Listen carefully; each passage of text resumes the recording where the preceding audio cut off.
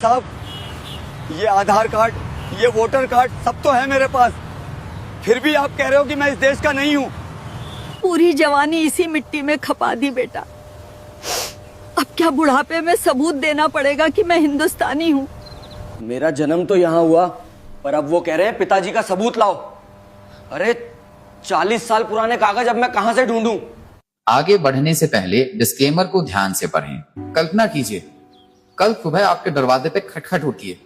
आप दरवाजा खोलते हैं और सामने एक सरकारी अधिकारी खड़ा है। वो आपसे पानी नहीं मांगता, वो आपसे आपका नाम नहीं पूछता, वो आपसे सिर्फ एक सवाल करता है, साबित करो कि तुम भारत के नागरिक हो। आप दौड़कर अंदर जाएंगे, अपनी अलमारी से अपना आधार कार्ड निकाल कर लाएंगे?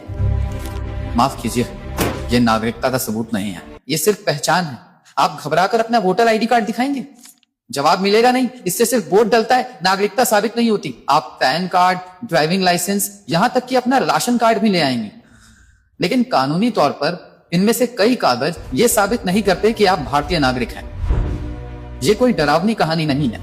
आज के भारत में नागरिकता के नियमों को लेकर बहुत कंफ्यूजन है और सुप्रीम कोर्ट के हालिया फैसलों ने यह साफ कर दिया है कि सही दस्तावेज होना कितना जरूरी है। आज भारत में करोड़ों लोग ऐसे हैं जो यहीं पैदा हुए, यहीं बड़े हुए, लेकिन उनके पास वो मजबूत कागज नहीं है जिसे कानून सबसे विश्वसनीय मानता है। अगले कुछ मिनट में मैं आपको वो सब कुछ बताने वाला हूँ जो आपको YouTube पर कोई नहीं बताएगा। 1950 से लेकर आज तक के सारे नियम, आपके पास मौजूद कौन सा कागज कमजोर है और कौन सा मजबूत, और सबसे महत्वपूर्ण डिजिटल बर्थ सर्टिफिकेट के नए नियमों के हिसाब से आपको क्या करना चाहिए। अगर आप खुद को भारतीय मानते हैं तो ये जानकारी आपके और आपके बच्चों के भविष्य के लिए उपयोगी हो सकती है।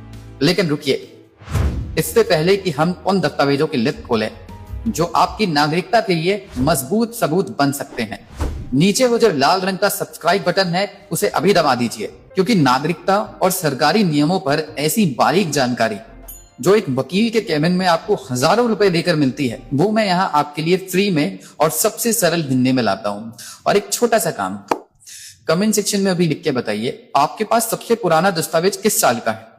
क्या वो 1950 का है, 1951 का है, या 2000 के बाद का? कमेंट में साल जरूर लिखें, इससे हमें चर्चा में आसानी होगी। अब खोलते हैं कानून की किताब।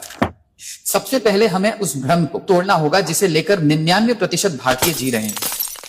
हमें लगता है कि अगर हमारे पास आधार कार्ड है तो हम भारतीय हैं। भाइयों और बहनों, ये गलत सहमी है। सुप्रीम कोर्ट ने कई बार साफ कहा है कि Aadhaar is proof of identity, not citizenship. इसको ऐसे समझिए, मान लीजिए नेपाल का कोई नागरिक भारत में रह रहा है तो उसका भी आधार बन सकता है। आधार सिर्फ ये बताता है कि आप कौन हैं, ये नहीं बताता कि आप कहाँ के हैं।